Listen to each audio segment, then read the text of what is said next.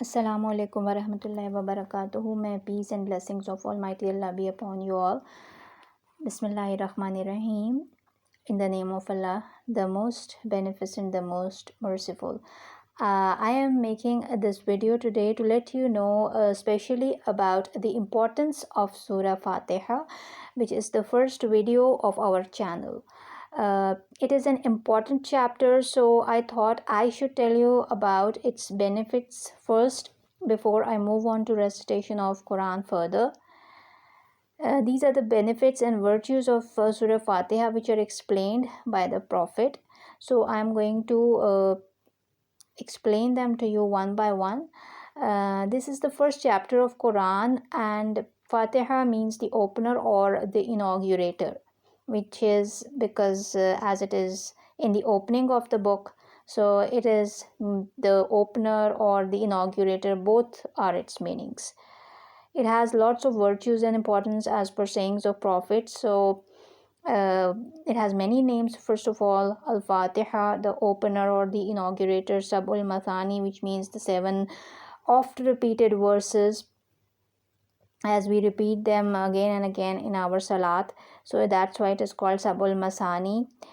Ad-Dua, the prayer, Shafiya, the healer, Kafiya, the sufficer, Ummul Kitab, the mother of the book, and similarly Ash-Shukr, Al-Hamd. They are all its names.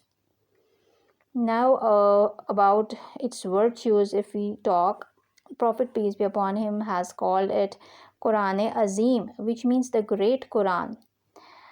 And it is so because the crux of all teachings of Quran is found in this small surah in the form of a summary. So whosoever understands this chapter well, he shall understand Quran's crux very easily.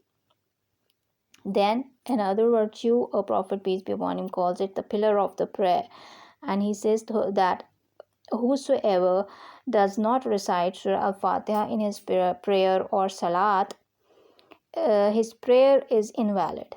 So the prayer is not accepted without reciting Al-Fatiha. It's wajib. Then again another virtue, it's called the mother of Quran by Prophet, Ummul Kitab, and that's because all the teachings of the Quran, they are covered and protected by this surah. This surah explains so much about all the teachings of the Quran. If you encompass all those teachings in one chapter, this small surah contains all those meanings in just this small 7-verse chapter. One of its names is Ash-Shafiya, so it is a cure for many diseases. It's called Ruqya by the Prophet, which means a healer or a cure. And a companion of Prophet, peace be upon him, once recited it over a person bitten by a scorpion, and he was healed. So it's a great healer.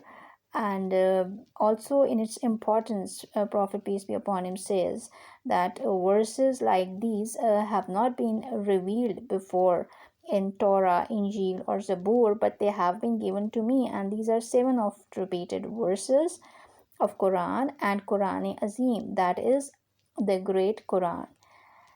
And he swears upon Allah while saying this.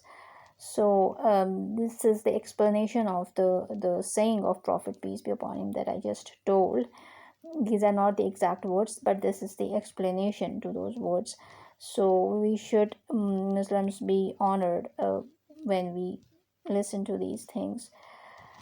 And then again, when we look at its healer's side, it is the healer of all the physical and spiritual ailments of a human being, Muslim or non-Muslim, both. It works upon both. And it is also a great healer of the heart and its diseases, spiritual and physical, both. It guides a person to the right path. If a person reads it with the intention of getting guidance from Almighty, so he can recite its verse Iyyaka na'budu wa iyyaka nasta'in again and again, and he can pray to Almighty Allah for giving him guidance towards the right path, and he can get guidance through it. Then for the purpose of healing, one can recite it over the food, and you can recite it over your drinks, and your diseases will be healed. Recite it 3 times over any food or drink, and it will show its results. It can even cure any sort of magic, epilepsy, mental illness, negative energies of all kinds, etc. And these are through the experiences of people in the Prophet's times as well, and in this world also. After the time of Prophet, people have gained all these benefits out of it. So it's a great healer. So now read it 3 times over your food or over your drink, whatever you eat or drink, and do it thrice a day. And also read in the beginning and in the end of it Durood Sharif when you read it 3 times. So it's going to increase its power spiritually, and it's going to work more effectively.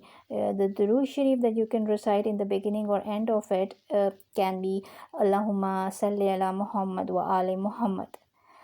So in the beginning or end of it, you can read this, and in the middle, read Al-Fatiha 3 times, and you can do it thrice a day, this practice, for removal or healing of any disease. And that's it. I hope I have shared as many of its virtues and benefits as I could. I hope this will benefit you. May Allah protect you all. And lastly, don't forget to subscribe to the channel if you got any sort of value out of this video. Thanks a lot.